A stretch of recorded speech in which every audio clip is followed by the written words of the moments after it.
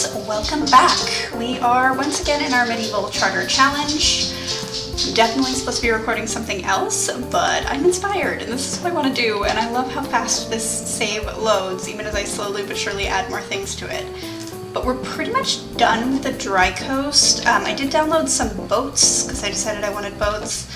I am tentatively using these. I think I might end up taking them out because I don't think they look very good there, but I like them there. You can't really notice the sand part. They're meant for the ocean, but this way they look fine when you're looking at it that way. But look, I want movement in the water. There's also a ton of seagulls. Hi, seagulls. I love that object does not have a stone attached to it, so I could just place a ton of seagulls. I also did a little bit more research into my whole dry coast thing to make sure that I was understanding it. We get to have seals, but more importantly, we can have wild horses. I'm not going to even pretend to pronounce the word that I was inspired by. It's North Carolina. There's a book about it called Misty of the word that I cannot say because I tried to say it like 9,000 times and every time I say it wrong and people laugh, and I'm not going down that road today. But yeah, this is basically the Dry Coast Jarls section. So the Jarl lives over here, more on the last names in a second. You'll notice that there's quite a few of these big kind of quad setups. That's because while this is a medium region, they rolled for a maximum of 7 Yaman households. So this family is going to have to get cracking to fill these in because only Yaman can live here. But on the plus side, people from other areas could move here. Like if their area got overcrowded and they're in a small section, well then they can move here and this Jarl is going to benefit. They only have a maximum of 3 peasant households. There's one over here and then one here and one here. So they will lose out on peasants, but I like how it looks. And just for the whole map, you can see I do have some of the other biomes here. You can see some of them are smaller than others, but I'm not going to tell you what it is. And if I ever feel like doing things with these areas, I can too. But for the most part, here's the Dry Coast, and we're going to check out the families. So this is actually the Jarl. The way that I decided the naming would be for this kind of biome, because these are all meant to be people from different areas that came here, and they're kind of competing to become king. Does it make sense? Do I care? No. So the area they're from, like, they have their first name, and so that, like, the men will have their name and then of their father's name. So his actual name would be Girion of Sixtus. They do have medieval Latin names, kind of Latin Bible names, that kind of thing. Women, it's going to be their name followed by, and it would be, so her name, Felina, by her mother through her father. So her actual name, which I can't do this in Sims because of how it works. I'm going to try to mess with it in SimP, but there's a lot of letters, so I don't know if it's going to work. But her name is actually Felina by Carina through Oniphorus, but obviously Felina Sixtus, it's fine. But yeah, I just wanted something a little bit different for the naming. And you saw their home. I did edit a few things. I changed out the doors and windows. I don't know why I was saying the open windows for these because I wanted glass, but I've got some glass here. I also gave them just like something, just a dragon skull basically, but it's just like something out in front of their house, like maybe he killed a dragon and that's how he made his money kind of thing. I don't know. I also found these ponies. They're not ponies, they're horses, but they look pony enough that I'm satisfied. I know it's from the Barbarians at the Gate set. The name is escaping me at the moment because my brain is potatoes, but yeah, so they've got some horses. That's kind of a big barn there. And this is the Jarl himself, Girion. Almost went away. They both actually ended up with yellow eyes. In this region, they can have light brown, amber, or orange eyes. And then their hair is supposed to be auburn or dark red, but I just went with red. It doesn't matter. I use kind of Maxis colors for the most part for this neighborhood, so it's either this light red or they're really, really bright red, so yeah. Their hair is wavy textured. You can kind of see that with the wispy bits. Charming expression there, Felina. They are all going to be kind of short, so between 4'10" and 5'3". I did have to download it, I forgot, but they're going to be known for having heterochromia, so I am going to probably edit a few of them. and dimpled chins. So a lot of them will have kind of the chin dimple as well. I think I said it before, the Jarls and their wives will just kind of be in fancier clothes that don't necessarily match the aesthetic for the region that I chose. And the skin tones are Curious Bee's Skin Feeling, the darker tones. Oh, sorry, I had to get a drink because I was just losing my voice there. For the furniture, I actually decided to go with this, like the inn set. It's like Wizard Inn or something. It's from Plum Bob Keep. I also think they're gonna have a lot of chests, and like I said, they're gonna have these fireplaces. I didn't put the whole furniture set in there because it'll be there eventually. And I fixed the roads. Yay! So yeah, this is the Jarl himself, and now let's go check out their Yeoman family. And we're gonna actually get to see the clothing, because while I took a lot of Viking inspiration for the buildings, I'm actually very inspired by like colonial pirates in the 1700s. So that kind of slipped through here. So this is their only current Yeoman family. There is Leonidas of Marius, and his wife is Petronilla by Perpetua through Honoratus. I just love the naming. I was thrilled when I decided this is how their names would be. But you can see why I'm skeptical that I could get by Perpetua through Honoratus as a last name. I might be able to do the women's names as like Petronilla by Perpetua, and then her last name be through Honoratus. The kids, I'm gonna have to automatically, they're gonna have to have their names changed in Simp to make it make sense, because the sons will be so-and-so of Leonidas, and their daughters will be so-and-so by Petronilla through Leonidas. But yeah. So yeah, this is our little merchant's house. You can see these buildings are just a little bit smaller. I did give them kind of a small outhouse.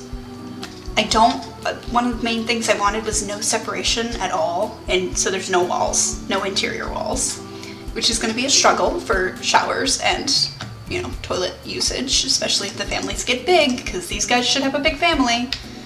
But yeah, I don't think I told you what the aspirations were for the other family. Oh well, that's fine. Also, I forgot to move that so it's against the wall. I did go with this though, the plants by the door. I just like it.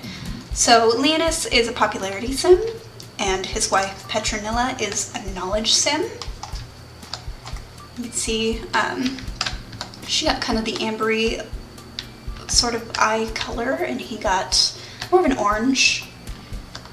And they each have a different hairstyle, but you can see the clothing here is obviously piratey. So we have kind of this outfit. His is a little bit more fancy than we're going to see in the peasants, of course.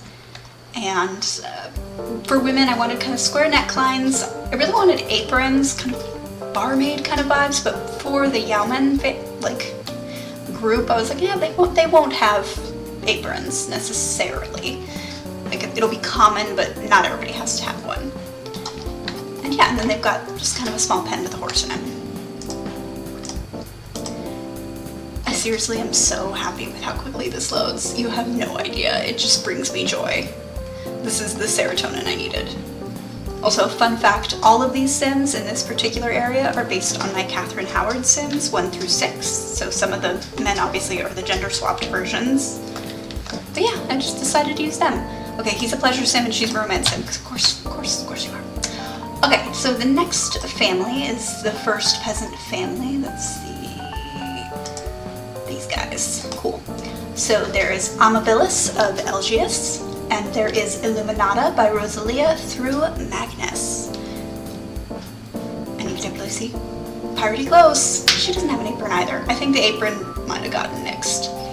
Because there was a lot of like, there's so many different outfits for CC, and so I was like trying to categorize them like, oh, these have square necklines and aprons, that kind of thing. So Amabilis is a romance sim, and Illuminata is a knowledge sim. Of course she is. I don't think we actually have any family sims so far. But she got kind of like a paley orange with a little bit of pink. And then she has, of course, the dimpled chin. this fella here has yellow eyes and built-in dimple chin. And because they're peasants, it's a lot simpler, of course. I might need to fix that, but I haven't really decorated any of the lots. So I just gave them, they do have like a little outbuilding, and then this is their only living space. So if they do end up getting enough money, they could have a second one built. Similar to how I did the towers in the desert area, I did not want peasants to have more than 2 buildings. So I started them all off with 1. And by building, I mean these like long buildings, like these little outhouses, those don't really count, but like I only wanted them to have a maximum of 2, whereas the Yaoman would have 3 to 4, which most of them have 4. I might go back and edit them. It was more, I just wanted the neighborhood to be finished. So a lot of these are actually, these Yaoman family, I just plunked them down and edited them just a little bit. And then the Jarl also has 4, but they're a lot larger. And yeah, you can again see the wild horses. They don't match, of course, the horses that these guys have. I don't think they don't have a horse particularly, but it's okay. They don't have to match perfectly. Isn't this nice? Oh, I lied. Okay, so this last family is not my Catherine Howard Sims. It's, I think Ka and an Anna Cleves Sim. I'm not really sure. I'm keeping a running list because I started to forget which, like, bases I was using, and it was becoming problematic, and I've only created 7 Sims. So, yeah, because I don't remember which Sims I used for the first one. It'd be like that, guys. It happens. So this is Aquirinus of Calestis and his wife Beata by Fabrona through Nazarenus. So Beata's here. And I really like her face, so I'm glad that I got to use her. This was a male sim originally. Like I said, I think it was Ka. But I loved the ears and I loved the face sculpt, so I think she's going to have super cute kids. And then her husband, who is just in a bush, because apparently he does not want to be perceived, but he will be perceived. What color does she have again? She's got kind of the ambery eyes, he's got more yellow. I also like that this skin tone has kind of like a little bit of freckles. And yeah, this is our final Dry Coast couple, again, peasants. She is a fortune sim, which is going to come in handy, and he's also a fortune sim. Ooh. I rolled all these and I wasn't really paying attention, so yeah. They actually have 2 little buildings and then their little outhouse thing. So, ostensibly they're a little bit better off than their brethren, and they've got little wild horses hanging out next to them. I wanted all of them to be paints, but I realized for the neighborhood deco I only had that one, and yeah, so that dream fell apart, but I'm still satisfied. And yeah, that is pretty much what I have today in terms of the area. I think that I'm gonna move on to the grasslands next, because I've got, let's see, 1, 2, 3, 4, 5, 6 more biomes to go. And grasslands is kind of up next. I've started going in order. And yeah, pretty soon this neighborhood's gonna, who knows, with the pace that I'm going at right now, it might be I was aiming for December, but it might be closer to January when I actually start, because then once this is done, I kind of need to figure out my rules and like hammer down like what careers people are allowed to have and things.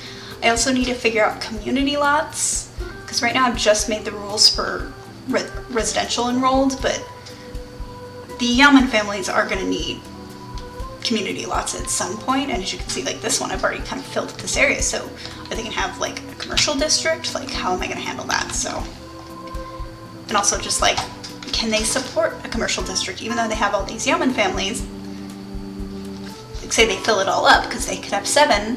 Well, what are they doing? What are they making? It's gonna have to be, they can't all be fishermen, but maybe they are. I don't know. I have a lot of thoughts and opinions, but I hope you guys are still enjoying the series. It seems like a lot of people are having fun with the world building, which I love because that's my favorite part, and I just wanted to show you where we're at. So thank you so much for watching. If you like this video, definitely give it a like, and I will see you in the next one.